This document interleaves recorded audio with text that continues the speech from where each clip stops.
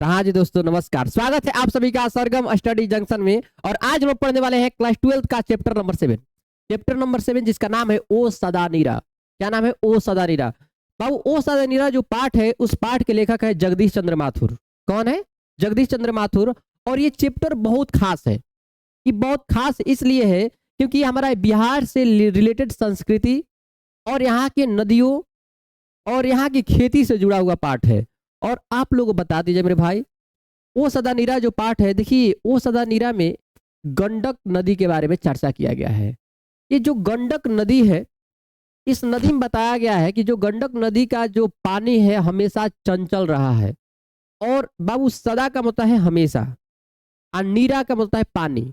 नीरा यानी कि बाबू समझिए कि जो गंडक नदी है उसका पानी सदैव उसमें चलता रहता है, कभी समाप्त नहीं होता है। और उसी गंडक नदी के विशेषता पर प्रकाश डाला गया है इस चैप्टर में। और इस चैप्टर में हम लोग पढ़ेंगे बाबू समझिए लेखक परिचय, यानी लेखक के बारे में। दूसरी बात है, इसका संपूर्ण अर्थ पढ़ेंगे, पूरा के पूरा अर्थ चैप्टर का। दूसरी बात है, इसमें वीवीआई जो ऑब्जेक्टिव है वो पढ़ेंगे, जो बार बार परीक्षा में आते जाते हैं। दूसरी बात है, इसका सब्जेक्टिव ही कवर करेंगे इसी चैप्टर में, जो कि आप लोगों के लिए बहुत महत्वपूर्ण होगा। और आप लोग अच्छे नंबर ला पाएंगे बिहार बोर्ड में। और अच्छे नंबर क्या, टॉप करना है डायरेक्ट एक लाइन। आइए शुरू करते हैं बिना टाइम गवाए। और याद रहेगा ये सेशन 2026 से 27 वाले विद्यार्थियों का है। 2026 से 27 सेशन याद रहेगा, न्यू न्यू अभी चल रहा है जो 2027 सेशन के लिए। आइए शुरू करते हैं।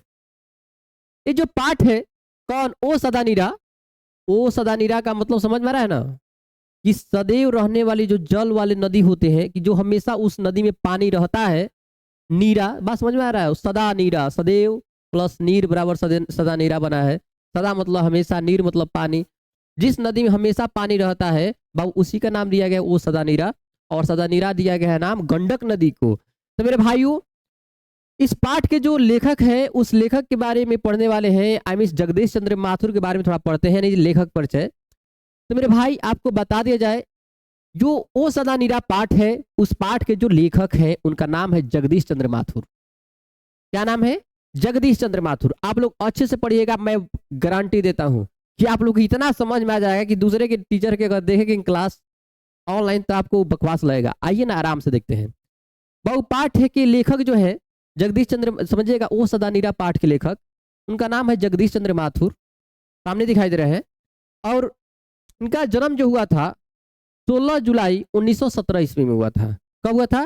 16 जुलाई 1917 ईस्वी में हुआ था, जब हमारे राजकुमार शुक्ला जी जब बुलाए थे महात्मा गांधी को, कहां पर? चंपारण जिला में। ठीक है। इनका जब याद रहेगा, लेखक है जगदीश चंद्र माथुर।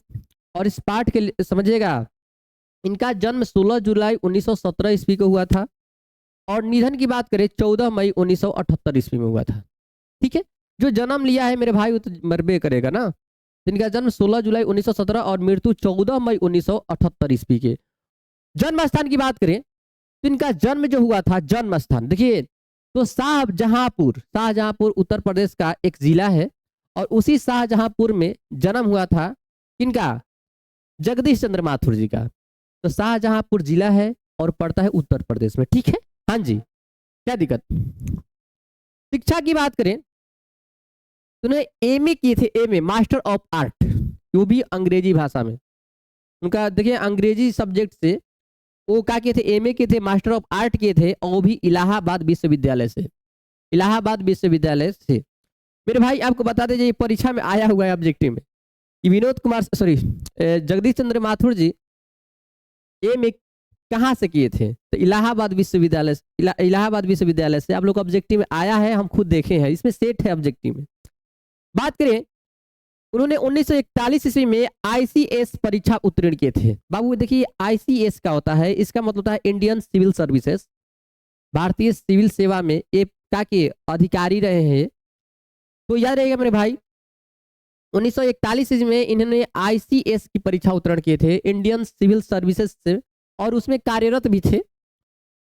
बात करें प्रशिक्षण के लिए वो अमेरिका गए थे पढ़ने के लिए, और बाद में ये शिक्षा सचिव बने। बाबू ये ऑब्जेक्टिव में भी दिया है, शिक्षा सचिव बाद में बन चुके थे। ठीक है।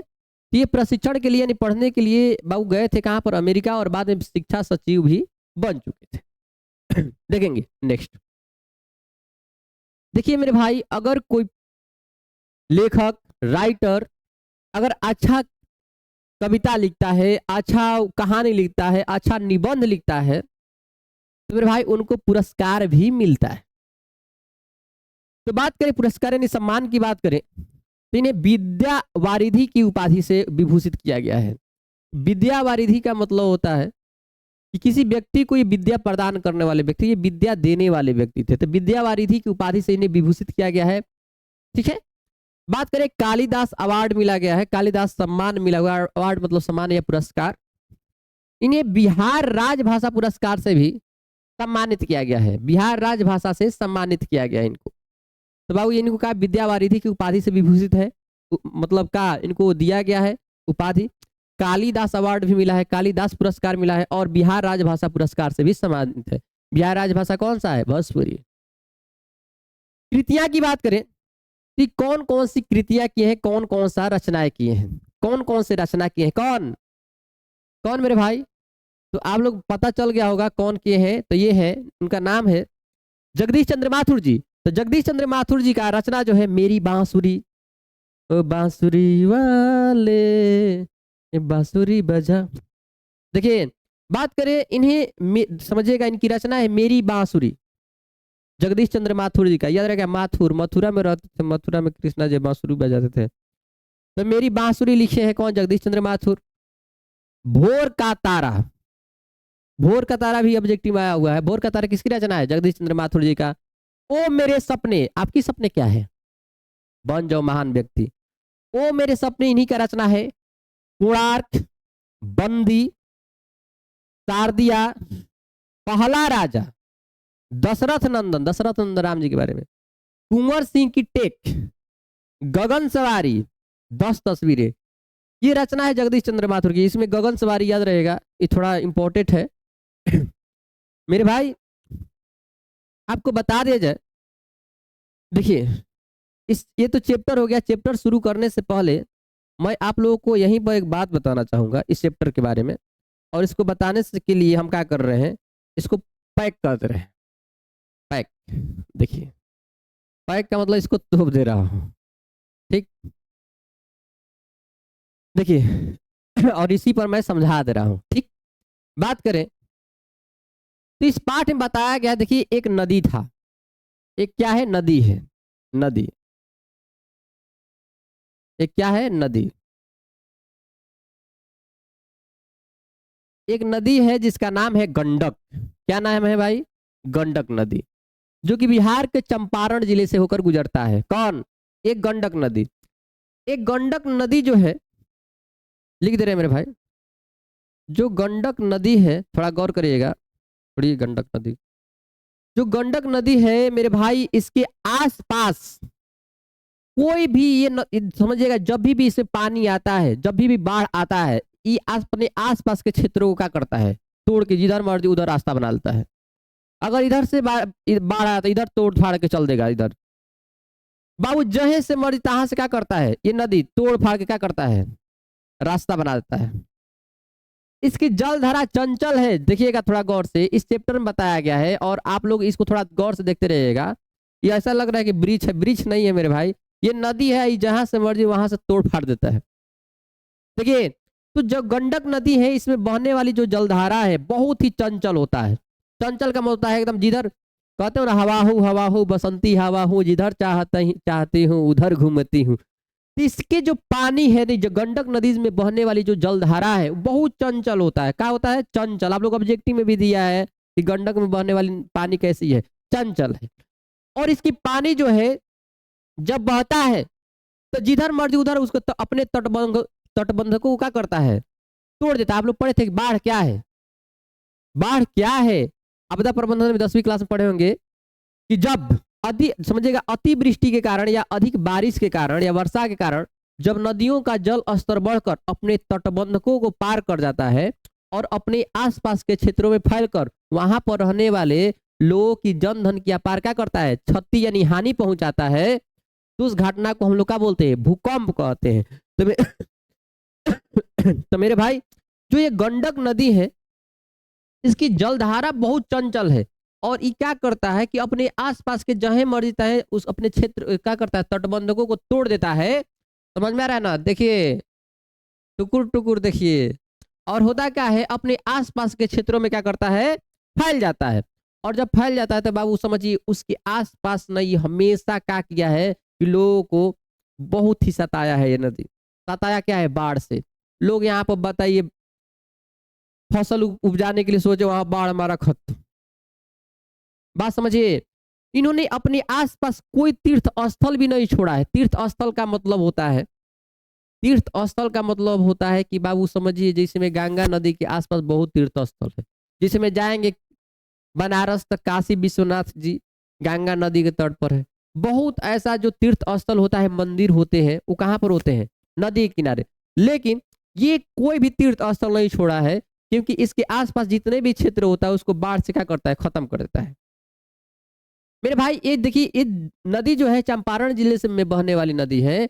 और आपको पता होना चाहिए, राजकुमार शुक्ला जी, राजकुमार शुक्ला जी 1917 ईस्वी में, बाबू समझिए 1917 ईस्वी में महात्मा गांधी को, महात्मा गांधी को यहीं पे बुलाए थे ना, चंपारण जिले में। महात्मा गांधी को क्या किए थे, बुलाए थे चंपारण में 1917 ईस्वी में, तिनकटिया नील की खेती को रोकने के लिए। आपको पता होना चाहिए तिनकटिया नील की खेती कहाँ किया जा रहा था, अंग्रेजों द्वारा, चंपारण जिले में। और आप लोग पता होना चाहिए चंपारण में, आप लोग बता दे जाए, जो नील की खेती हो रहा था तिनकटिया, वहां पर धांगड़ लोगों को बुलाया गया था। धांगड़, ये धांगड़ क्या है समझिए, ये आप लोग ऑब्जेक्टिव में दिया है। धांगड़ जो है समझिएगा झारखंड में, झारखंड में समझिएगा, आप लोग ऑब्जेक्टिव में खूब दिया है मेरे भाई। झारखंड में एक जगह है छोटा नागपुर, छोटा नागपुर। और झारखंड में पास छोटा नागपुर में बाबू थोड़ा समझिएगा, जो धांगड़ लोग हैं उन्हीं लोगों को अंग्रेज भाड़े पर लाए थे। कहां पर, चंपारण, चंपारण। और वहीं पर चंपारण जिले में थोड़ा गौर करिएगा, ये नील के खेती किया करते थे कौन लोग, धांगड़ लोग, जो कि भाड़े के मजदूर थे, जो किसके द्वारा लाए गए थे, अंग्रेजों के द्वारा। कहां पर, चंपारण जिले में। और चंपारण जिले पर तिनकटिया नील की खेती यही लोग किया करते थे। और धांगड़ जो है वो बाबू मिश्रित भाषा में बात करते थे। आप लोग को ये सब ऑब्जेक्टिव में दिया है कि धांगड़ लोग कहाँ से आए थे, तो छोटा नागपुर से आए थे। किसने लाया था, अंग्रेजों ने लाया था। क्यों लाया था बाबू, नील की खेती करने के लिए। कब लाया था, 1917 में। अब बाबू आप लोग पता होना चाहिए, महात्मा गांधी उन्हीं लोगों के जो खेती किया जा रहा था, जो नील के खेती किया जा रहा था तिनकठिया वाला, उस तिनकठिया समझिएगा प्रणाली को खत्म करने के लिए जो राजकुमार शुक्ला है, उन्होंने, राजकुमार शुक्ला आप लोग पता होना चाहिए, राजकुमार शुक्ला का नाम आप लोग याद रखिए मेरे भाई, राजकुमार शुक्ला जी। इन्होंने क्या किए थे, ये महात्मा गांधी जी के पास गए थे। और महात्मा गांधी जी सन 1917 में चंपारण आए हुए थे। और चंपारण आए हुए थे तो ये मठ पर रुके थे ना, मठ पर, ठीक संत के मठ होता है ना, उसी मठ पर रुके हुए थे। और वहीं से आंदोलन करना शुरू किए थे। क्या चीज का, तीन कटिया नील की खेती को रोकने के लिए। और उनका सक्सेसफुल रहा था ये मिशन।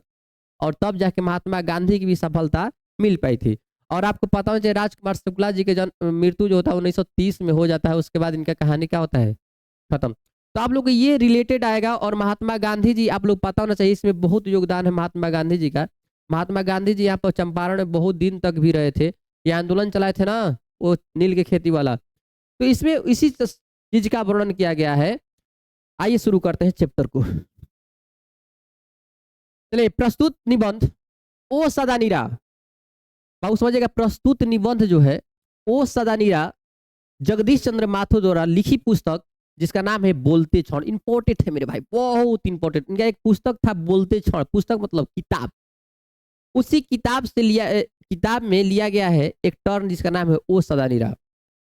तो प्रस्तुत निबंध ओ सदानीरा जगदीश चंद्र माथुर द्वारा लिखी गई पुस्तक बोलते क्षण से लिया गया है। मेरे भाई याद रखिएगा, तो ओ सदानीरा जो है बाबू कौन सी जगदीश चंद्र माथुर द्वारा लिखी गई कौन सी पुस्तक से लिया गया है, तो बोलते क्षण से लिया गया है। जिसमें उन्होंने गंडक नदी और उसके किनारे की संस्कृति और जीवन प्रवाह को दिखाया है। कि मेरे भाई जो गंडक नदी है, गंडक नदी और उसके किनारे की संस्कृति और जीवन प्रवाह को दिखाया गया है। ठीक है, होली आ रहा है, आने तो होली हम लोग नदी में पटक पटक के नहाते हैं, पटक पटक नहीं, कूद कूद के, सॉरी। तो प्रस्तुत निबंध ओ सदनीरा जगदीश चंद्र माथुर द्वारा लिखी गई क्या है, पुस्तक है। और वो पुस्तक का नाम है बोलते क्षण। उसी बोलते क्षण से वो सदानीरा पाठ लिया गया है, जिसमें जगदीश चंद्र माथुर ने गंडक नदी और उसके किनारे की संस्कृति और समझिएगा उसके जीवन प्रवाह को दिखाया गया है, दिखाए हैं कि उसका संस्कृति कैसी है और उसका जीवन प्रवाह है। उस समझ में गंडक नदी के किनारे रहने वाले जो लोग हैं उसका जीवन निर्वाह के बारे में दिखाए हैं। गंडक चंपारण में बहने वाली नदी है। गंडक कहाँ पर बहने वाली भाई नदी है, तो चंपारण में बहने वाली नदी। हम इसलिए ऐसे हो रहा है कि इसका स्क्रीनशॉट ले लीजिए आप लोग। जो अपना बहाव क्षेत्र और रास्ता बदल लिया करती है। हम पहले बोले हैं ये क्या करते हैं गंडक नदी, इसका धारा जो है बहुत चंचल होता है, बहुत क्या होता है, चंचल होता है। मेरे भाई देखिए थोड़ा इस चीज तो बहुत ठंडा लग रहा है, इसको थोड़ा कम कर रहे हैं, टेम्परेचर टेम्परेचर बढ़ा रहे हैं, सॉरी। हाँ बस बस। तो मेरे भाई समझिए ओ सदा नीरा जो पाठ है, थोड़ा गौर करिएगा। ये ओ सदा नीरा यानी कि जो गंडक, समझिए गंडक चंपारण में बहने वाली क्या है, नदी है, जो अपना बहाव क्षेत्र और रास्ता बदल लिया करती है। नहीं बताया कुछ, हवा हूँ बसंती हवा हूँ, जिधर चाहती हूँ उधर घूमती हूँ। ठीक उसी प्रकार ये नदी जो है जब मर्जी तब अपना रास्ता क्या करता है, बदल लेता है, तोड़ फोड़ देता है। इसलिए तो भूकंप की डिफिनेशन बताया आप लोगों को। भगवान बुद्ध, समझिएगा बुद्ध के समय में या बुद्ध समय में या बुद्ध के समय में, भगवान बुद्ध के समय में इस क्षेत्र में घना जंगल था। घना जंगल था कहां पर, वही गंडक नदी के आसपास चंपारण जिले में। समझिएगा जिससे पानी वृक्ष की जड़ों में क्या करते थे, रुक रुक जाता था और बाढ़ से आने से क्या होता है, बच जाता है। आप लोग पता ना जब नदी के किनारे का हो पेड़ पौधा बहुत ज्यादा पेड़, तो पानी का जो नहीं होता लहर उसको रोक लेता है। पानी का लहर कौन रोक लेता है, पेड़। पेड़ दोनों तरफ से रहेगा तो रोक लेता था, क्योंकि घना जंगल था दोनों तरफ से। इस क्षेत्र में घना जंगल था जिससे पानी की वृक्ष जड़ों से क्या होती, रुक जाता था, रुका रहता था। बाढ़ आती थी लेकिन इतना प्रचंड नहीं आती थी। एक बार जानते हैं क्या हुआ कि गयासुद्दीन तुगलक ने क्या किया, कि आप लोग पता होना चाहिए, हरि सिंह देव राय पर आक्रमण किया। हरि सिंह देव कौन थे, हरि सिंह देव जो है मिथिला के, चंपारण में पड़ता है, आप लोग पता होना चाहिए, मिथिला के राजा थे हरि सिंह देव राय। और इनके पास बहुत ज्यादा खजाना था, और खजाना का मतलब समझ में, संपत्ति। और याद रहेगा ये गयासुद्दीन तुगलक एक लुटेरा है, आप लोग पता होना चाहिए, तुगलक वंश के संस्थापक भी है।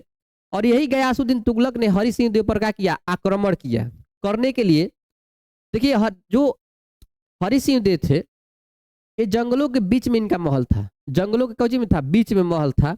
और उस महल पर आक्रमण करने के लिए ये क्या किया था, गयासुद्दीन तुगलक ने उस पेड़ों को टोटल कटवा दिया था। और जाकर बाबू हरि सिंह मैंने हरि सिंह देव को क्या किया, पराजित किया। अपराजित करने के बाद उनके खजाने को क्या किया था, लूट लिया।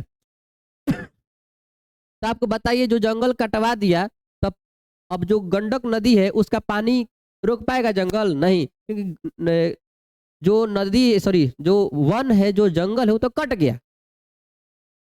बाबू समझिए, तो इसीलिए बोला गया है कि एक बार गयासुद्दीन तुगलक ने हरि सिंह देव पर आक्रमण करने के लिए जंगलों को काटा, तब से जंगल क्या होते गए, कटते चले गए। यानी कि बाबू जो हरि सिंह देव है उन पर आक्रमण करने के लिए गयासुद्दीन तुगलक ने जंगल को कटवा दिया था। और इस समय से जंगल कटते गए और पानी का बहाव क्षेत्र बढ़ता गया। और जब बहाव क्षेत्र बढ़ेगा तब समझ में आ रहा है खतरनाक साबित होगा। मेरे भाई गंडक प्राचीन और अतीत के बीच की कड़ी है। गंडक जो है प्राचीन भी है और अतीत की कड़ी है, वो भविष्य की भी कड़ी है। क्योंकि बाबू समझिए ये जो गंडक नदी है आज के जन्म में, अतीत वर्तमान में, अतीत मैंने बीता हुआ वो तो वास्तव में होता है। तो मेरे भाई जो गंडक प्राचीन भी है और अतीत के बीच की कड़ी है, अतीत मतलब जो बीत गया, कड़ी है। बहुत से समझिए ना, बहुत से महात्माओं और संतों ने इसके किनारे ताप और तेज पाया होगा। बहुत से संत जो है, महात्मा जो है, यार महात्मा और संत लोग ना ज्यादातर नदी किनारे ही तप करते हैं, क्योंकि वो सुबह स्नान करना और भगवान जो बोलते हैं सूर्य का नमस्कार, अनेकों प्रकार के जो क्रियाएं करते थे, कौन, संत लोग उन नदी के किनारे ही करते थे। क्योंकि नदी किनारे ही आप लोग को मंदिर मिलेंगे, ठीक है। तो बहुत से महात्माओं और संतों ने इसके किनारे ताप और तेज पाया होगा। ताप मतलब यार तप किए होंगे, तेज उन्होंने जो वरदान पाए होंगे, लेकिन गंडक कभी गंभीर नहीं बन सका। जो गंडक है नदी वो कभी गंभीर नहीं बन सकी। गंडक नदी न है स्त्रीलिंग, जिसके कारण गंभीर नहीं बन सकी। इसका मतलब है कि देखिए उतना वहां पर पूजा फार हुआ, वहां पर मतलब गंडक नदी के जो है तट पर बहुत से महात्माओं ने संतों ने क्या किए, वहीं पर तेज यानी कि बुझा रहा ना, बहुत से तेज पाया। तेज का मतलब समझ में रहा, वरदान पाए, वहां पर पूजा अर्चना किए, तप किए, जाप किए, लेकिन जो गंडक नदी है कभी गंभीर बन ही नहीं पाया। गंभीर नहीं बनना मतलब समझ में रहा है ना, कि अधजल गगरी छलका जाए। देखिएगा बहुत जो पढ़ने लिखने वाला लड़का नहीं होता है, उस सर जी जब पढ़ाते हैं ना तब बीच में टपक टपक बोलता रहता है। तो याद रहेगा जो ज्यादा बोलता है ना वो पढ़ने लिखने वाला होता नहीं है, और जो कम कम बोलता है गंभीरता से सोचता है, याद रहेगा गंभीर व्यक्ति बहुत ही अच्छे होते हैं। वो दिमाग में रखते हैं कि सिर्फ वही हम लेंगे जो टीचर बस समझा रहे हैं, बाकी बकबक करने से उनको जानते हैं कि यहाँ पर अपना तो डिस्टर्ब होंगे, दूसरे को डिस्टर्ब भी करेंगे। तो मेरे भाई ये जो गंडक नदी है उसके नदी के किनारे, उसके देखे ना किनारे ताप और तेज बहुत लोग पाए होंगे, बहुत संतों ने पाया होगा, लेकिन गंडक कभी गंभीर नहीं बन सका, चंचल रहा। इसके दोनों किनारे पर तीर्थ या स्थल भी अस्थाई नहीं रह सके। जितना भी तीर्थ स्थल बनाए गए, मंदिर बनाए गए, उसको सबको तोड़ दिया। कौन? बाढ़ के कारण गंडक नदी। गंडक ने कोई स्मृतियां नहीं छोड़ी, कोई भी स्मृतियां, कोई भी बड़ाई नहीं छोड़ा कि उसका आज भी हम लोग गुणगान करें, बड़ाई करें बहुत ज्यादा नहीं। भवन, मंदिर, मंदिर घाट, तो मंदिर घाट कुछ भी नहीं छोड़ा, मतलब भवन भी नहीं छोड़ा। उसके आसपास जितने भवन थे, घर थे, सबको तोड़ दिया, मंदिर को तोड़ दिया। घाट जो होते हैं ना बनाए रहते हैं, उस कुछ को किसी को भी नहीं छोड़ता था, सब तोड़ फाड़ था। हवाई जहाज से देखने पर मेरे भाई, हवाई जहाज से देखने पर गंडक नदी को थोड़ा गौर करिएगा, कारण हवाई जहाज से देखने पर गंडक घाटी के दोनों ओर बहुत सारे ताल दिखाई पड़ते हैं। जैसे में सरैया मान ताल है, सरैया मान ताल जो है आप लोग बता दीजिए। ताल तो दिखाई पड़ते हैं, इसमें सरैया मान ताल है जो है वो भी दिखाई पड़ते हैं। जिसमें एक सरैया मान ताल है, दिया ना सरैया मान ताल, इसमें एक सरैया मान ताल है जिसके चारों ओर काफी बड़ा जंगल है। बाबू होता है ना कि एक देखिए ये ताल हो गया, ताल के चारों तरफ खूब जंगल हो गया, कांबर जंगल जंगल जंगल जंगल जंगल जंगल जंगल जंगल जंगल जंगल जंगल। तो एक सरैया दोना सरैया मान ताल है, इसका ऑब्जेक्टिव में जिक्र दिया है, जिसके चारों ओर काफी बड़ा जंगल है। बउआ बहुत ही गहरा है इसका पानी, याद रहेगा। और इसके बीच में द्वीप भी है। द्वीप का मतलब होता है, देखिए सगरों से पानी बीच में टापू नहीं होता है, ऊंचा स्थल बन जाता है। गंडक नदी का जल सदियों से चंचल रहा है, याद रहेगा, ये ऑब्जेक्टिव में दिया है। गंडक नदी का जो जल है किस प्रकार रहा है, तो सदियों से क्या रहा है, चंचल रहा है। चंचल का मतलब हम बोले ना कि जा रहा है सीधा तोड़ के इधर चल दिया, जा रहा है इधर तोड़ के इधर चल दिया, नहीं होता है कि फुटुक फुट।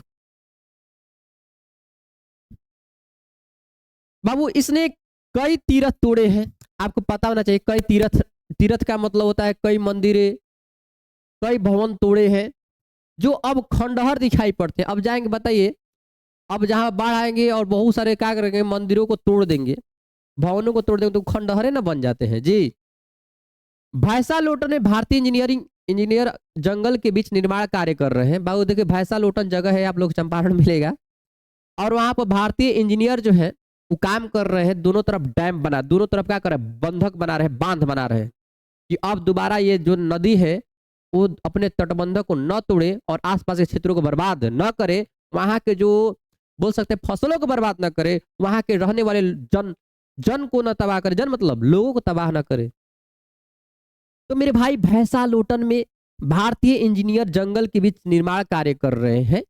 ये नहरें लेखक को नारायणी की भुजाएं प्रतीत होती है। देखिए मेरे भाई, ये नदी है, नदी के पानी के प्रवाह को कम करना है तो जगह जगह पर क्या देना पड़ेगा, नहर।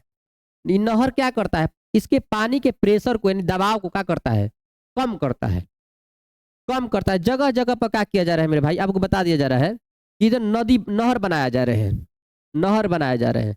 ये नहर क्या करेंगे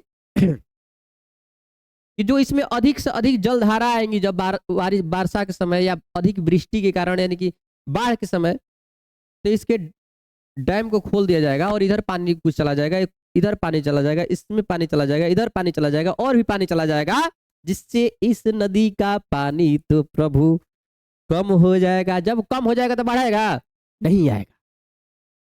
तो मेरे भाई यही बोला गया है कि भैंसा लोटन में भारतीय इंजीनियर जंगल के बीच निर्माण कार्य कर रहे हैं और ये नहरें लेखक को नारायण की भुजाएं प्रतीत होती है। ऐसा लगता है कि बहुत, देखो जब ढेर सारा क्या कर दोगे, ढेर सारा क्या कर देंगे मेरे भाई, ढेर सारा नहर ऐसे बना देंगे तो ये सब लगेगा कि ये नारायण जी खड़े हैं।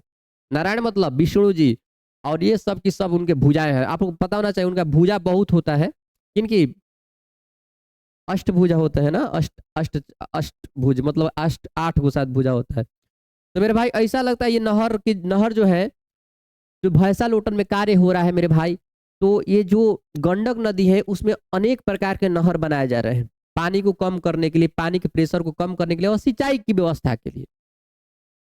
तो ऐसा लगता है मतलब हवाई जहाज से देखने पर ये जो है नारायण की यानी कि जो भगवान विष्णु है उनकी भुजाओं की तरफ प्रतीत हो रहा है। और बिजली के तारों का जाल, और बिजली के तारों का जो जाल होता है, बिजली समझ में रहा ना, वैसे नहीं होता है खामबाजी साहब, तो बिजली के जो तार है उनके जाल जो है, जो समझिए कर रहा ना, और बिजली के तारों का जाल जो है उनका चक्र प्रतीत होता है। चक्र समझ में आ रहा है क्या, ऐसा लग रहा है बहुत ज्यादा बिछाया गया होगा तार। लेखक मन ही मन इंजीनियरों को, मजदूरों को नमस्कार करता है। इसलिए नमस्कार करता है क्योंकि वो बहुत अच्छा कार्य कर रहे हैं। क्या अच्छा कार्य कर रहे हैं कि मेरे भाई यहाँ पर रहने वाले जो लोग हैं इसके आसपास के, वो अब तो इस विभीषिका से, इस बाढ़ से बचेंगे। दूसरी बात है यहाँ पर अब अनाज यानी फसल बहुत अच्छा होंगे। इसका स्क्रीनशॉट लेते जाइएगा आप लोग, इसमें फसल अच्छा होंगे। जब फसल अच्छा होंगे भाई मेरे भाई, तो समझ में आ रहा है ना, इससे वृद्धि होगा, भारत का विकास होगा, डेवलपमेंट होगा। दूसरी बात है यहाँ पर बहुत अनेक प्रकार की बाबू पवन चक्की नहीं, जल चक्की लगा सकते हैं, जल विद्युत ऊर्जा। इसलिए नमस्कार करते हैं क्योंकि ये विभीषिका से बचा रहे हैं। लेखक कहते हैं ओ सदा नीरा, क्या रहेगा, गंडक नदी को बोला गया ओ सदा नीरा, जिसमें सदैव पानी रहता है, जो हमेशा इसमें नीर रहता है पानी, उसको सदा नीरा बोलते हैं। ओ सदा नीरा, ओ चक्रा, क्योंकि चक्र की तरह प्रतीत हो रहा था नारायण की चक्र। चक्रा मतलब यार चक्रा किसको बोला जाता है, विष्णु जी को।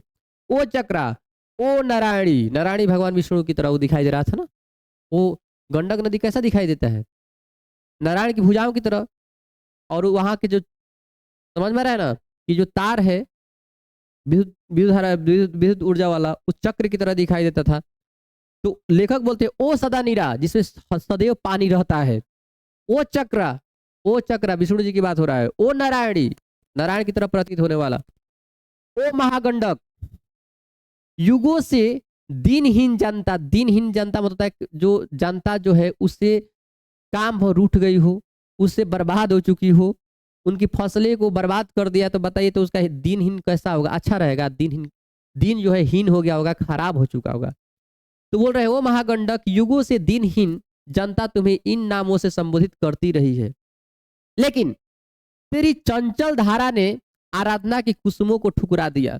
उन लोग, बहुत लोग पूजा आराधना किए गंडक नदी को, अपना बाढ़ को कम करो प्रभु, कम करो गंडक नदी, लेकिन सभी आराधना के कुसुमों को तूने ठुकरा दिया है। तूने किन्हीं का घर नहीं छोड़ा, भवनों को नहीं छोड़ा, मंदिरों को नहीं छोड़ा, तीर्थ स्थलों को नहीं छोड़ा, लेकिन अब जिस मंदिर का निर्माण हो रहा है उसकी नींव बहुत गहरी है। उसकी नींव बहुत गहरी है का मतलब समझ में आ रहा है ना, कि जो मेरे भाई अब बताइए, जो आप लोग बताते रहे जो गंडक नदी है उसके चारों तरफ से क्या किया जा रहा है, नहर निकाला जा रहा है। नहर क्यों बनाया जाता है, उसके प्रेशर को कम करने के लिए। तो उसकी अब समझिएगा उसकी नींव बहुत गहरी है, जिसे तू ठुकरा नहीं पाएगी। मतलब अब गंडक नदी है उसके वो तटबंधक अपना नहीं तोड़ पाएगा, क्योंकि उसको प्रेशर को, दबाव को कम करने के लिए उसके आसपास से नहरें बनाई जा रही है। नहरें बनाई जा, नहर क्या करता है, उसके दबाव को, प्रेशर को कम करता है। अब दबाव को कम करेगा मेरे भाई, तो बताइए तोड़ पाएगा, नहीं तोड़ पाएगा। ये परीक्षा में आएंगे तो आप लोग सारांश के तौर में तो ये लिखेंगे मेरे भाई। अब आते हैं ओ सदा नीरा जो चैप्टर है उसके मोस्ट इंपोर्टेंट ऑब्जेक्टिव। मेरे भाई आपको बता दीजिए, ऑब्जेक्टिव आएंगे तो यही से आएंगे। टोटल के टोटल ऑब्जेक्टिव इसी में है बाबू। देखिए इसका ऑब्जेक्टिव कवर करते हैं और ऑब्जेक्ट इतना आप लोग को अच्छा समझ में आएगा कि आप लोग देखिएगा डांस करेंगे हमारे जैसा। आया है आपस में धांगड़ किस भाषा में बात करते थे? तो मेरे भाई पहले बताए हैं कि धांगड़ जो है, पहले बताए ना कि जो धांगड़ है, थोड़ा गौर करिएगा, ये झारखंड से, झारखंड में एक जगह है छोटा नागपुर। झारखंड में क्या जगह है बाबू? छोटा नागपुर। छोटा नागपुर, छोटा नागपुर, छोटा नागपुर में रहने वाली एक क्या है, एक जनजाति है धांगड़। और वो धांगड़ जो है बिहार में आए हुए थे, बिहार के चंपारण जिले में आए हुए थे। क्या करने के लिए? नील की खेती करने के लिए। किसके बुलाए जाने पर? अंग्रेजों को बुलाने पर, क्योंकि वो भाड़े के मजदूर थे धांगड़ लोग। और जब वो आए थे तो आप लोग पता होना चाहिए, चंपारण जिला में जब ये खेती करते थे, नील की खेती तीन कठिया प्रणाली में, तो बाबू ये भाषा में जो बात करते थे उसका नाम था मिश्रित ओराव भाषा। मिश्रित ओराव भाषा छोटा नागपुर के एक भाषा है और उसी भाषा में धांगड़ लोग बात करते थे। ठीक है, ये धांगड़ कौन थे? झारखंड के छोटा नागपुर से बुलाए गए भाड़े के मजदूर थे, जो अंग्रेज बुलाए थे नील की खेती करने के लिए बिहार के चंपारण जिले में। इसका राइट आंसर सी। नेक्स्ट भाई, वसुंधरा भोगी मानव और धर्मांध मानव एक ही सिक्के के दो पहलू है, यह उक्ति किस पाठ से है? तो मेरे भाई आपको बताया वसुंधरा भोगी क्या मतलब होता है कि अपने सुखी चैन के लिए, अपने भोग विलास के लिए मानव क्या कर रहे हैं? अपने धर्मांध के लिए, थोड़ा गौर करिए, जंगलों के जो पेड़ है उसको काटते चले जा रहे हैं। आपको पहले बताया कि भगवान बुद्ध के समय में गंडक नदी के आसपास दोनों तरफ बहुत बड़ा जंगल हुआ करते थे, जो पानी के बहाव क्षेत्रों का करते थे, कम कर देते थे, क्योंकि उस जड़ उस पानी के बहाव को क्या करती थी? रोक लेती थी। तो ये बोल रहे हैं, लेकिन वसुंधरा भोगी का मतलब होता है, ये लेखक बोले हैं कौन? जगदीश चंद्र माथुर जी, कि मानव जो है अपने भोग विलास के लिए, वसुंधरा भोगी के लिए, मानव अपने धर्मांध के लिए ये पेड़ों को काटते जा रहे हैं। ये दोनों की दोनों बात, दोनों ये जीवन के एक पहलू है, एक ही सिक्के के दो पहलू है। ये उक्ति किस शीर्षक पाठ से है? तो याद रहेगा मेरे भाई, ये है ओ सदा नीरा से। ओ सदा नीरा से, जो जगदीश चंद्र माथुर द्वारा लिखा गया है। मेरे भाई सब परीक्षा में आया हुआ, सामने देख सकते हैं, लिखा हुआ है जगदीश चंद्र माथुर की रचना निम्न में कौन है? तो जगदीश चंद्र माथुर का भी पढ़े ना मेरे भाई, वो पाठ है ओ सदा नीरा। कौन सा है? ओ सदा नीरा। ठीक है।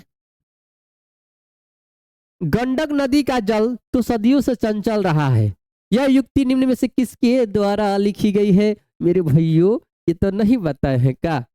तो गंडक नदी का जल तो सदियों से चंचल रहा है, यह युक्ति निम्न में से किसके द्वारा लिखी गई है? तो मेरे भाई ये लिखा गया है जगदीश चंद्र माथुर जी के द्वारा।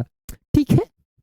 नेक्स्ट मेरे भाई, गंडक नदी की चर्चा किस शीर्षक पाठ से मिलती है? तो मेरे भाई इसमें बताइए, रोज से मिलता है, अर्थ नदी से मिलता है, त्रिश से मिलता है? नहीं मिलता है, वो मिलता है ओ सदा नीरा। देखिए ना, नीरा नीर पानी वाला बात होगा, गंडक नदी आ जाएगा मेरे भाई। 2023 आई सी में है, आप लोग ध्यान देते रहिएगा। धांगड़ों को 18वीं शताब्दी के अंत में किस कार्य के लिए लाया गया था? तो मेरे भाई 18वीं शताब्दी में आप लोग पता होना चाहिए, यानी 1917 में ना जी, 1917 या पहले भी लाया गया था। तो धांगड़ों को 18वीं शताब्दी के अंत में किस कार्य के लिए लाया गया था? बिहार के चंपारण जिले में तो लाया गया था नील के खेती के लिए। नील के खेती के लिए किसने बुलाया था? अंग्रेजों ने। क्यों? नील की खेती करने के लिए। कहां पर? चंपारण जिले में। ठीक है। चौर कैसे ताल है? मेरे भाई देखिए आप लोग बता दीजिए, चौर एक प्रकार ताल है। ताल मतलब समझ रहे, पोखरी की तरह, चलो चारों तरफ से ना होता है, देखिए ना, चारों तरफ से मैंने बीच में क्या रहता है, एक गैप आ जाता है, एक गहरा जगह आ जाता है जिसमें पानी भर जाता है, उसको ताल बोलते हैं। तो चौर कैसे ताल है? तो चौर एक प्रकार ऐसे ताल है जो उथले है। उथले का मतलब होता है, थोड़ा गौर करिए, उथले का मतलब होता है उसमें कहीं पर खाल हो जाएगा तो कहीं पर उठा हुआ रहता है, यानी पानी बहुत कम रहता है, उसका गहराई कम रहता है, जिसको बोलते हैं उथले।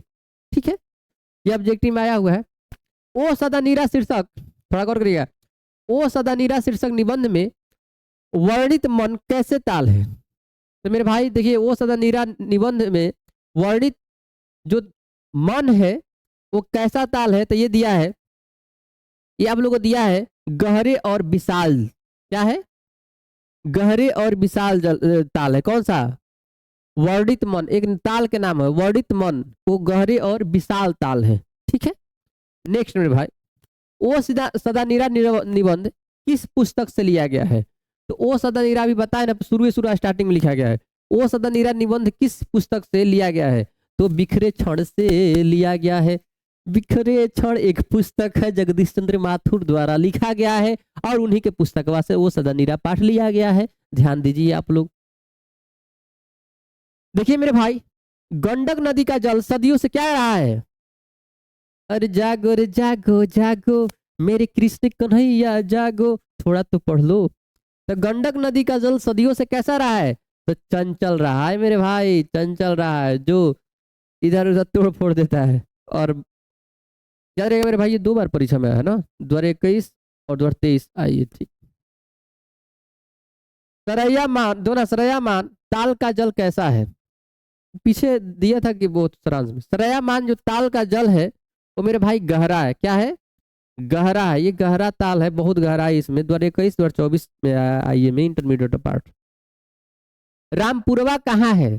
मेरे भाई सुनो, बता रहे हैं, जब महात्मा गांधी जी जब चंपारण आए थे तो रामपुरवा समझिएगा, रामपुरवा जो है उसी जगह पर, रामपुरवा में ही एक मठ था, उसी मठ पर रुके हुए थे रामपुरवा में।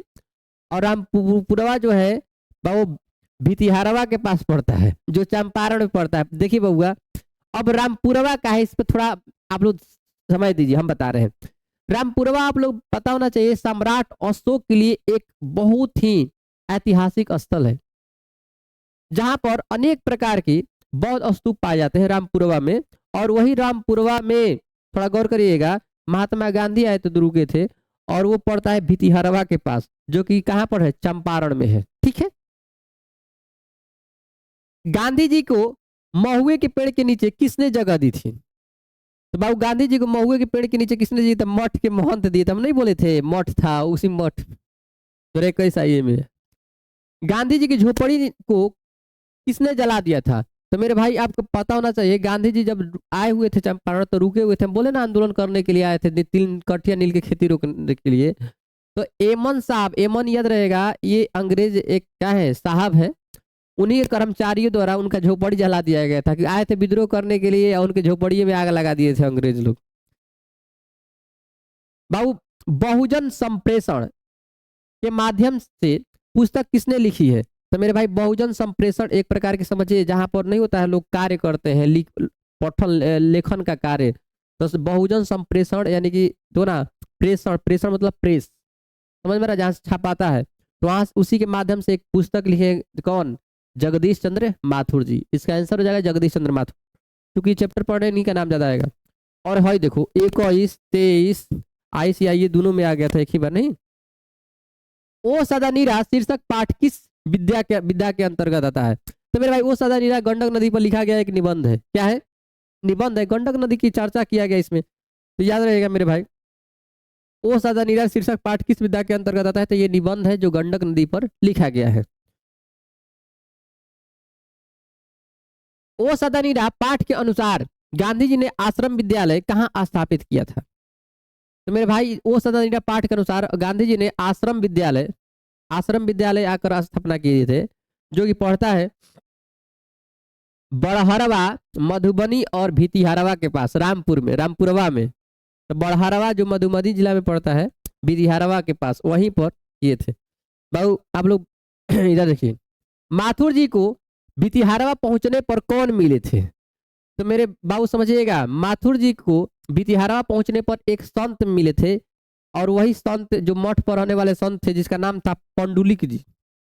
वो पंडुलिक जी क्या थे? संत थे। और उन वहीं पर भितिहरवा में उन जगह दिए थे रहने के लिए। हम पहले बताए ना, जो कब 1917 में, क्या करने के लिए? महात्मा गांधी है, नील की खेती को रोकने के लिए। ठीक है, जो अंग्रेजों द्वारा तिनकठिया प्रणाली चलाए गए थे। तिनकठिया प्रथा का संबंध है, फिर से जागो जागो बोलो।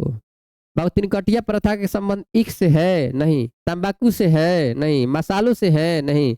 अरे नील से है। क्या से है? नील की खेती से है। देख लो देख लो। अधिक जानकारी के लिए 1 दबाएं, 10 दबाओ, 10 तब पता चलेगा अधिक जानकारी। जान लीजिए सरगम स्टडी जंक्शन है और इसी पर आप लोग क्लास ले रहे हैं। और आप लोग बता दीजिए मेरे भाई कि ये तो चैनल न्यू है लेकिन पढ़ाने का अंदाज पुराना ही है, बहुत पुराना है। और आप लोग इस चैनल को ग्रो करिए और इस चैनल को सब्सक्राइब करिए, अपने दोस्तों के पास शेयर करिए, आपको पूरा समझ में आएगा। 100% नो बकवास, ओनली एजुकेशन। जगदीश चंद्र माथुर ने किस विश्वविद्यालय से एमए उत्तीर्ण किए थे? अब शुरू शुरू जाइए ना आप लोग टर्नवा में देखिएगा, वहीं पर लिखे आप लोग लेखक परिचय में कि जगदीश चंद्र माथुर ने जो एमए जो किए थे इलाहाबाद विश्वविद्यालय से किए थे। आप लोग बोले थे उस समय भी, ये परीक्षा में आया हुआ है मेरे भाई। नेक्स्ट है ओ सदा नीरा शीर्षक पाठ के अनुसार सुल्तानों ने घोड़े से उतरकर किस पर आघात किया था? तो मेरे भाई पहले सुल्तान जब आया था गयासुद्दीन तुगलक, किस पर आक्रमण करने के लिए? किस पर? हरि सिंह देव पर। तो हरि सिंह देव पर आक्रमण करने के लिए आए थे, तो विशाल देवना बिटप के तने पर आक्रमण किए थे, पहला बार आघात किया था। ठीक है, वो एक पेड़ का नाम है भाई। जगदीश चंद्र माथुर जी का जन्म कब हुआ था? तो मेरे भाई इनका जन्म हुआ था 16 जुलाई 1917 ईस्वी को। आप लोग जाके देखिए ऑब्जेक्टिव में, वो लेखक परिचय में वहां पर दिया होगा। नेक्स्ट मेरे भाई वैशाली महोत्सव का बीजारोपण किया था। तो मेरे भाई देखो वैशाली में ना एक महोत्सव हुआ था और महोत्सव का बीजारोपण मतलब शुभारंभ करने वाले व्यक्ति का नाम है जगदीश चंद्र माथुर। जगदीश चंद्र माथुर, ठीक है। ये 2020 आई और 2024 आई से भी आया है। दक्षिण बिहार में गया जिले से किस जाति के लोगों को चंपारण से नील की खेती के लिए लाया गया था? तो मेरे भाई देखो ना, दक्षिण बिहार में गया जिला है ना, जो गया जिला, तो गया जिला से बाबू किस जाति के लोगों को चंपारण नील की खेती के लिए लाया गया था? तो वहां से भी लोगों को लाया गया था, गया से भी, और वो नील की खेती करने के लिए लाया गया था। और दूसरी बात है वो भूइया जाति के लोग थे, भूइया, ठीक है। मतलब कि चंपा जो झारखंड के नागपुर से आए थे उधांगड़ थे, और गया से आए थे उनका उनका जाति था भूइया, धरती वाले। राजकुमार शुक्ल जी की मृत्यु कब हुआ था? तो राजकुमार शुक्ल की मृत्यु हम बताए हैं ना कि 1930 के आसपास हुआ था, पहले बताए हैं मेरे भाई, 1930 के आसपास हो गया था। मेरे भाई आगे देखते हैं ओ सदा नीरा के लेखक कौन है? तो ओ सदा नीरा पाठ के लेखक कौन है मेरे भाई? अब बताइए, जगदीश चंद्र माथुर जी के बारे में पढ़ रहे हैं तो कौन हो सकते हैं? दूसरा हो सकते हैं 2018 2022। आइए चंपारण में धांगड़ कहाँ से आए थे? लीजिए लीजिए, हम क्या बोले? तो मेरे भाई चंपारण में धांगड़ जो है वो झारखंड के रांची से नहीं, छोटा नागपुर से आए हुए थे। छोटा नागपुर से। क्यों? नील की खेती करने के लिए भाड़े पर लाए थे। कौन लाए थे भाड़े पर? तो लाए थे अंग्रेज लोग। राजा हरि सिंह देव को किसका मुकाबला करना पड़ा था? राजा हरि सिंह देव को किसका मुकाबला करना पड़ा था? तो मेरे भाई आपको बता दिया जाए, गयासुद्दीन तुगलक को, तुगलक से, गयासुद्दीन तुगलक से ना सामना करना पड़ा था जी। गयासुद्दीन तुगलक हरा दिया था हरि सिंह देव को। देखिए दूसरी बात है, अरे लो वो तो ऑब्जेक्टिव खत्म हो गया। आइए इंपॉर्टेंट सब्जेक्टिव देखते हैं, मजा आ जाएगा। गर्दिश गर्दिश गर्दा उड़ा दीजिए मेरे भाई। देखिए पढ़ाई का मतलब क्या है? पढ़ाई का मतलब है धीरे धीरे रसी रसी, आप इतना गहराई से समझ लीजिए कि परीक्षा में आएगा तो खूब लिख डालिए, सोचना ही ना पड़े उसके बारे में। तो ओ सदा नीरा में बाबू ये इंपॉर्टेंट सब्जेक्टिव है मेरे विद्यार्थी जी लोग। इसमें प्रश्न है, ये लघु उत्तरीय प्रश्न है जो परीक्षा में जितने भी आ गए हैं वो सब के सब है। 2012 और 2013 ये दोनों में सवाल आया हुआ है। और गांधी जी के शिक्षा संबंधित आदर्श क्या थे? प्रश्न है गांधी जी के शिक्षा संबंधित आदर्श क्या थे? वो शिक्षा संबंधित क्या आदर्श मानते थे? तो मेरे भाई उत्तर है इसका कि गांधी जी के शिक्षा संबंधी आदर्शों का मुख्य उद्देश्य बालक का सर्वांगीण विकास। सर्वांगीण विकास का मतलब होता है कि उसके मानसिक विकास पहले उत्पन्न किया जाए कि उस आज के विद्यार्थी को करना क्या चाहिए, कम से कम उम्र के लड़का को क्या करना चाहिए, बड़े लड़कों को क्या करना चाहिए। देखिए तो गांधी जी की शिक्षा संबंधित आदर्शों का मुख्य उद्देश्य बालक का सर्वांगीण विकास है, जिसमें शारीरिक, उसको शारीरिक ज्ञान दीजिए कि नहीं समय पर नहाना चाहिए, नाखून काटना चाहिए, बाल कटवाना चाहिए, समझ में आ रहा है ना। मानसिक, मानसिक का मतलब होता है उसको बड़े से बड़े आफत में मतलब संकट में वो सहनशील बन सके। आध्यात्मिक ज्ञान देना चाहिए। आध्यात्मिक ज्ञान का मतलब समझ में आ रहा है ना, योगा ये वगैरह वगैरह कराना था।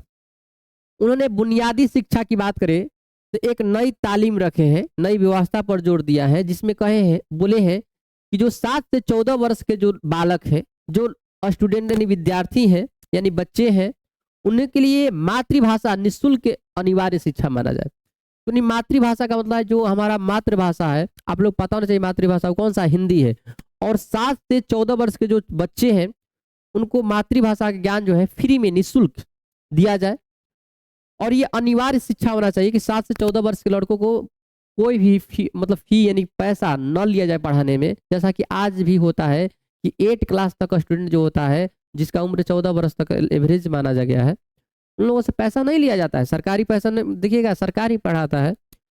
उत्पादन और शिल्प के माध्यम से आत्मनिर्भरता और नैतिक चरित्र निर्माण पर जोर दिया गया है। उत्पादन मतलब छोटे छोटे बालकों से बताया जाए कि और उत्पादन कैसे किया जाए। उत्पादन मतलब खेती बाड़ी या अन्य प्रकार के छोटे छोटे उद्योग।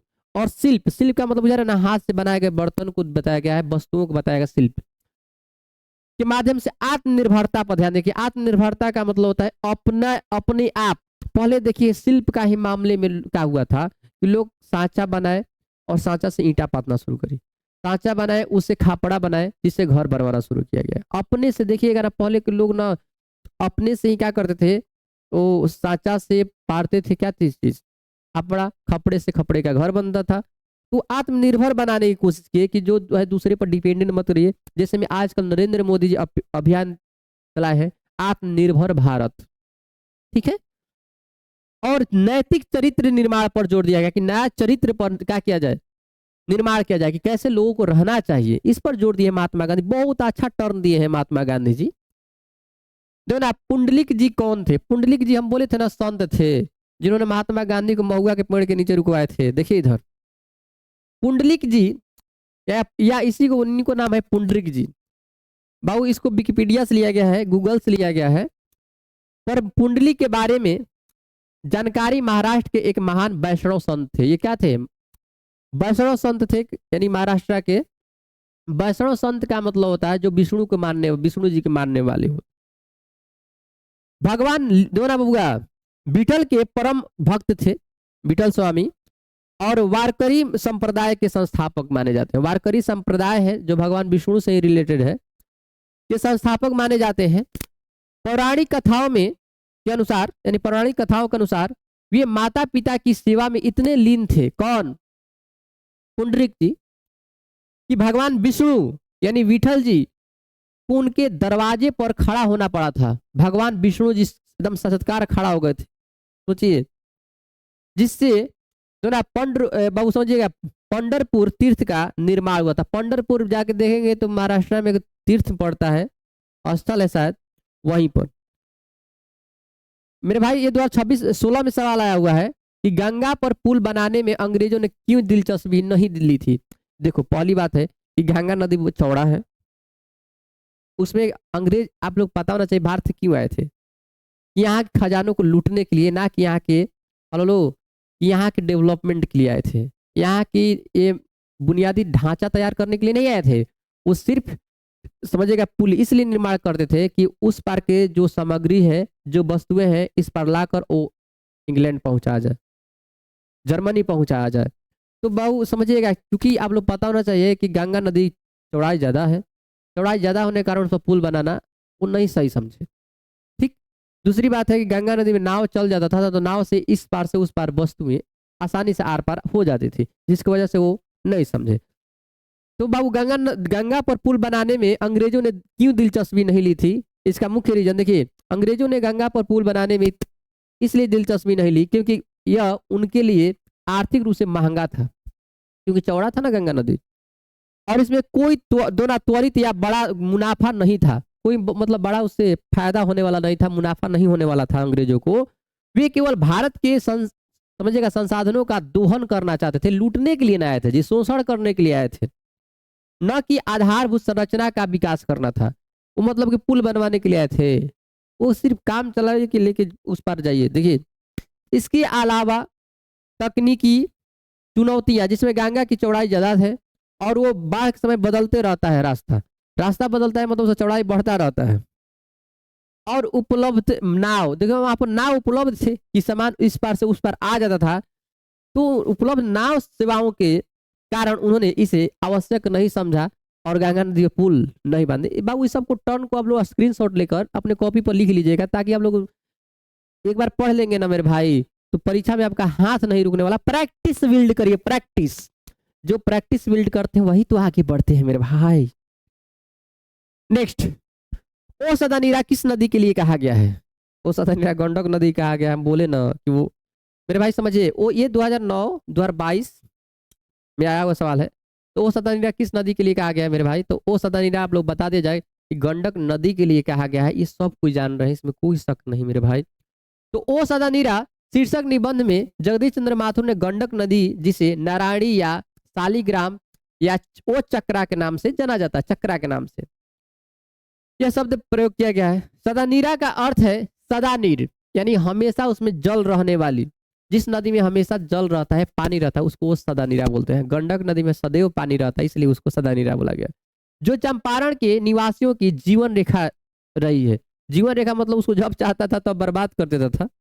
और यह प्राचीन नाम गंडक नदी को संदर्भित करता है कि उसका प्राचीन नाम गंडक ही है।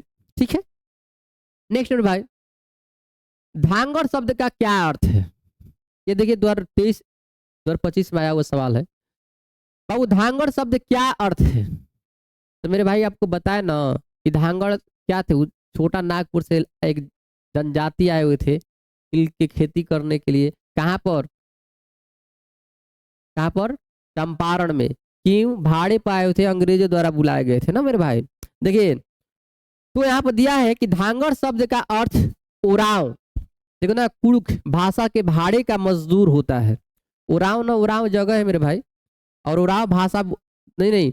धांगड़ शब्द का अर्थ, पर ये धांगड़ याद रहेगा, ये मजदूर है जो छोटा नागपुर से आए थे ना। तो धांगड़ शब्द का अर्थ उरांव, यानी कि तो एक प्रकार की भाषा है जिसका नाम कुड़ुक की भाषा भी बोला जाता है। उरांव का दूसरा नाम कुड़ुक है, जो कहाँ के लोग बोलते हैं? झारखंड के, छोटा नागपुर के। दो ना हुआ, पुनः पढ़ रहे। धांगड़ शब्द का अर्थ उरांव, भाषा में भाड़े का मजदूर होता है।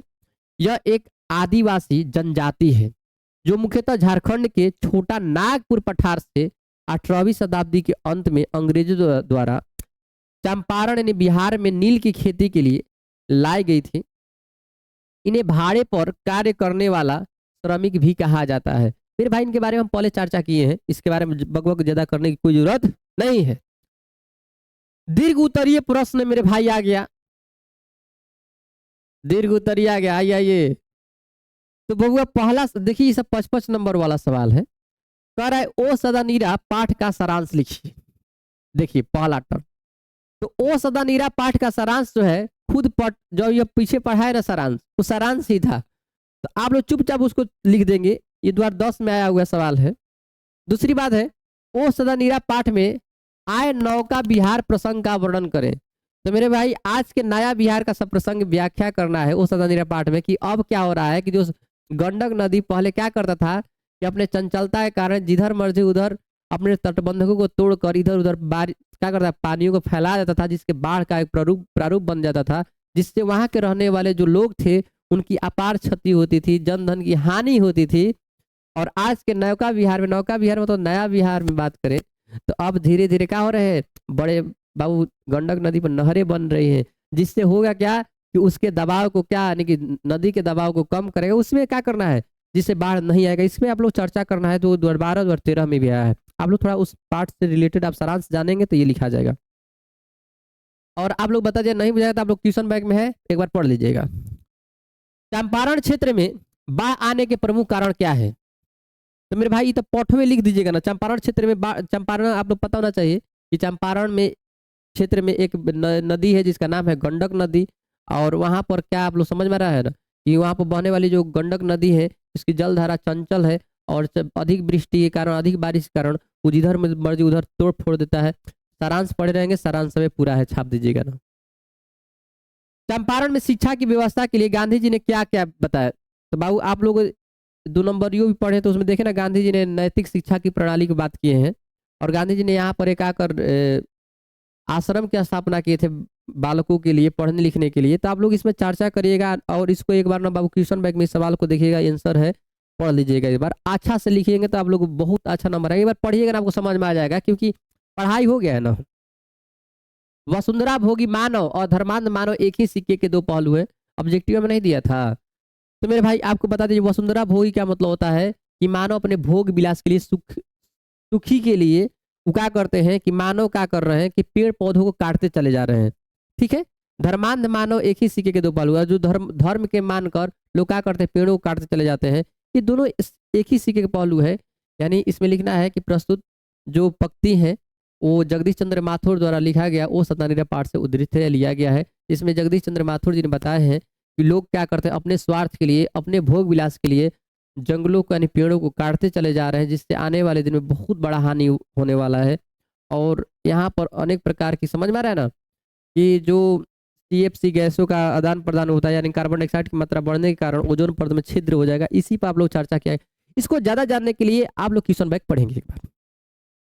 कैसी चंपारण की यह भूमि मानो स्मृति के हाथों अपनी बड़ी से बड़ी, समझिएगा, निधियों को सौंपने के लिए प्रस्तुत करते हैं। तो आपको बता दें चंपारण जो है एक ऐसी भूमि है जो दोनों मानव विस्तृत के हाथ हुआ, यानी कि विस्तृत मतलब गंगा नदी के नहीं, गंडक नदी के किनारे सभी के सभी क्या किया है कि तीर्थ स्थलों को तोड़ा है। इस सब को देखिए चर्चा किया गया है इसमें।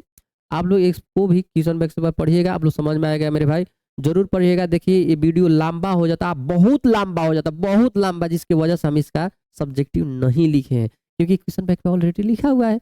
तो आप लोग उसको एक बार चर्चा करिएगा। देखिए वीडियो लंबा हो जाता है तो लड़का लड़की पढ़ने का भी मन नहीं करता है, ज़्यादा बोलने से भी दिक्कत है। तो आप लोग क्या करेंगे, इसको एक बार जरूर पढ़ लीजिएगा। आप लोग वीडियो समझ में आया होगा मेरे भाई, अगर ये पढ़ाई समझ में आया होगा तो इसे लाइक जरूर करेंगे, कमेंट में आप लोग जय हिंद जरूर लिखेंगे मेरे भाई। नमस्कार, जय हिंद।